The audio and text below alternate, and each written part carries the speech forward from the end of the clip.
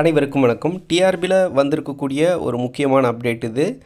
அதே மாதிரி இந்த அப்டேட் வந்து அதாவது டிஆர்பியில் நீங்கள் ஆசிரியர் ஆகணும் அப்படின்னு சொல்லி ட்ரை பண்ணிகிட்ருக்கீங்க அப்படின்னாக்கா இது நீங்கள் தெரிந்து கொள்ள வேண்டிய மிக மிக அவசியமான தகவல். கொஞ்சம் அதிர்ச்சியான தகவலும் கூட. இந்த அப்டேட் தெரிஞ்சுக்கிறதுனால என்ன பயன் அப்படின்னாக்கா, ஆக்சுவலாக டிஆர்பி எப்படி ஃபங்க்ஷன் ஆகுது, ஸோ நீங்கள் ஒரு அரசு பணியில் சேரணும், ஆசிரியர் பணியில் சேரணும் அப்படின்னாக்க அதற்கான முயற்சி எப்படி இருக்கணும், ஸோ எப்படி இருந்தால் அது பயனளிக்கும் அப்படின்றத தெளிவாக உங்களுக்கு இந்த வீடியோவோட முழுமையில் புரியும். ஓகே, இப்போ நீங்கள் பார்த்துட்ருக்கிறது annual planner, TRB 2026 annual planner தான் பார்த்துருக்கீங்க. இன்னும் என்னென்ன எக்ஸாம் எப்போ வரப்போகுது இதை பற்றி நான் எக்ஸ்பிளைன் பண்ணலை. ஸோ என்ன சொல்லியிருக்காங்க அப்படின்றத பார்க்கலாம். இதில் அந்த அசிஸ்டன்ட் ப்ரொஃபஸர் மட்டும் அதுக்கான இது தான் வந்துச்சு, அதையும் போஸ்ட்மெண்ட் பண்ணியிருக்காங்க ஆல்ரெடி. சரி, ரைட். அதை தாண்டி இந்த பிடிபிஆர்டி பிடி அசிஸ்டன்ட் போஸ்டிங்க்கான நோட்டிஃபிகேஷன் மார்ச் மாதம் வரும்னு எதிர்பார்க்கப்பட்டது. தேர்தல் தேதி அறிவிக்கப்பட்ட பிறகு இது சம்மந்தப்பட்ட அப்டேட் வருவதற்கான வாய்ப்புகள் இல்லை. தேர்தலுக்கு பிறகு தான் இது சம்மந்தப்பட்ட அப்டேட் வரும். ரைட், சரி, ஓகே. இப்போ இதுக்கும் நான் சொல்லக்கூடிய விஷயத்துக்கும் என்ன அப்படின்றத பாருங்கள். இப்போ 2026 ஆனுவல் பிளானர் பார்த்துட்டிங்க. இப்போ பாருங்கள், இது டிஆர்பியில் வெளியிடப்பட்டிருக்கக்கூடியதான், டிஆர்பி மூலமாக வெளியிடப்பட்டிருக்கக்கூடிய ஆனுவல் பிளானர் தான் 2017. ஸோ 2017 என்ன பண்ணியிருக்காங்கன்ற பாருங்கள். வேக்கன்சி அப்படின்றது குறைவான வேக்கன்சியாக இருந்தாலும் date of notification, date of examination, result எப்போ வரும் ஒரு கிளாரிட்டி இருக்குங்களா? ஒரு தேர்வு நடைமுறை 2017 எப்படி இருந்திருக்கு அப்படின்னாக்கா, இப்போ நோட்டிஃபிகேஷன் வரும், இப்போ எக்ஸாம் நடக்கும், இப்போ ரிசல்ட் வரும். ஓரளவுக்கு திட்டமிடல் கரெக்டாக இருக்குங்களா? ஆனால் இப்போ இருக்கக்கூடிய அந்த ஆனுவல் பிளானர் பார்த்திங்கன்னா உங்களுக்கு தெளிவாக புரியும்.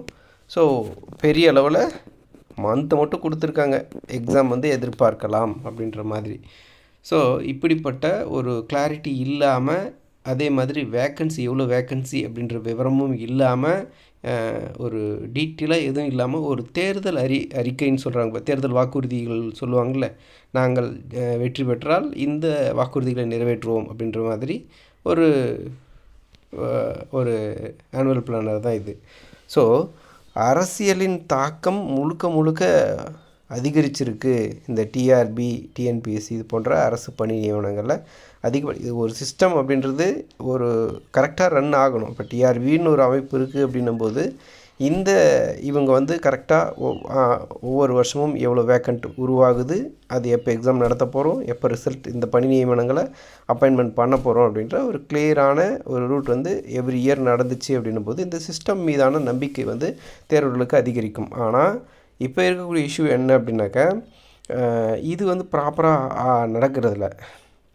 ஃபார் எக்ஸாம்பிள் சொல்லணும் அப்படின்னாக்கா, இப்போ எலெக்ஷனுக்கான வேலைகள் போயிட்டுருக்கனால இதுக்கு முன்னாடி என்ன நடந்துச்சு அப்படின்னாக்கா, எலெக்ஷனுக்கு ஒரு 2 வருஷம் 3 வருஷம், அதாவது கடந்த ஆட்சியில் ஒரு 10 வருஷம் போஸ்டிங்கே போடலை. அதன் பிறகு தேர்தல் வாக்குறுதிகள் கொடுக்கப்பட்டது, எல்லாமே பண்ண முடியலன்ட்டு பேசிக்காக சில விஷயத்துக்கான ஏற்பாடுகள் பண்ணி அட்லீஸ்ட் சில தேர்வுகளாவது நடத்துனாங்க எலெக்ஷனுக்கு முன்னாடி வரைக்கும். ரைட்டா? ஸோ இனி வரும் காலங்களில் இது நடக்குமா அப்படின்றது டவுட்டு தான். அவங்க கிட்டத்தட்ட ஒரு புதிதாக வெற்றி பெற்று வரக்கூடிய கட்சி யாராக இருந்தாலும் சரி, நல்லது நடந்தால் சந்தோஷம்தான். ஆனால் பெரும்பாலும் 99% என்ன பாசிபிலிட்டிஸ் இருக்குது அப்படின்ற பட்சத்தில் ஜெயிச்சு வந்ததுக்கப்புறம் கடைசி 2 ஆண்டுகளில் அதுக்கான வேலைகள் செய்வாங்க. நோட்டிஃபிகேஷன் வெளியிடுவது, பணி நியமனங்கள் பண்ணுறது, அதெல்லாமே.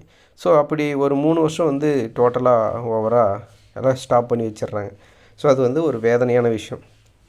அதனால் நல்ல தலைவர்களை தேர்ந்தெடுக்கணும்.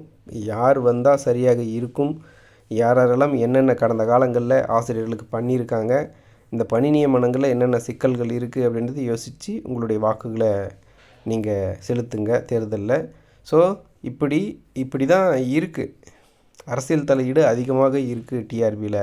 ஸோ அதனால் உங்களுடைய தேர்வு மற்றும் உங்களுடைய வாழ்க்கைக்கு சம்மந்தப்பட்ட பிளானை கரெக்டாக வச்சுக்கோங்க.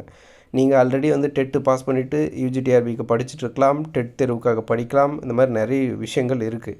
நீங்கள் வராது அப்படின்னு நினச்சி இதை படிப்பை நிறுத்திட்டு வேறு வேலைக்கு போகிறதும் ரொம்ப தவறான விஷயம். ஏன்னா அதுக்காக நீங்கள் எவ்வளோ எஃபர்ட் போட்டிருக்கீங்க, நிறைய விஷயம் இழந்திருப்பீங்க. நிறைய இருக்கும் உங்களுக்கான அடைய வேண்டிய இலக்கு அப்படின்றது. ஸோ அதனால் படிப்பை எக்காரணம் கொண்டு நிறுத்தாதீங்க.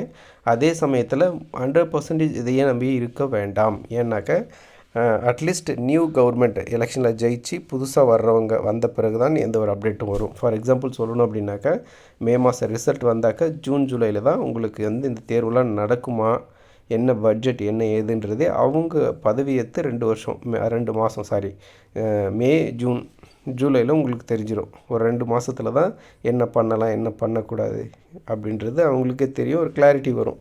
ஸோ அதில் அவங்க சொல்லக்கூடியதை விரைவில் வரும், கூடிய விரைவில் செய்வோம் அப்படின்னு சொல்கிறாங்களா, என்ன சொல்கிறாங்கன்றது அதுக்கு பிறகு தான் தெரியும். ஸோ அப்படிப்பட்ட ஒரு சூழ்நிலை, அந்த சூழ்நிலையில் தான் உங்களுக்கான என்ன நடக்கும்னே தெரியும்.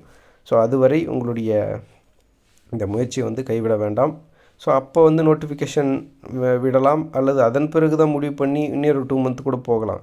ஸோ இது படிப்பதற்குண்டான ஒரு நல்ல வாய்ப்பாக கருதி உங்களுக்கான கல்வித்தரத்தை உயர்த்திக்கோங்க. அதே சமயத்தில் உங்களுடைய வாழ்க்கை மேம்பாட்டுக்காக நீங்கள் பார்ட் டைமாக வேலைக்கு போகிறீங்களா, ஃபுல் டைமாக ஜாபுக்கு போகிறீங்களா அப்படின்னாக்கா அதை கண்டினியூ பண்ணுங்கள். ஸோ 100% வந்து இந்த தேதியில் வருது அப்படின்னு பர்ஃபெக்டாக யாராலும் சொல்ல முடியாது அப்படின்ற விஷயத்த சொல்லி இந்த வீடியோவை முடிச்சுக்கிறேன். நன்றி.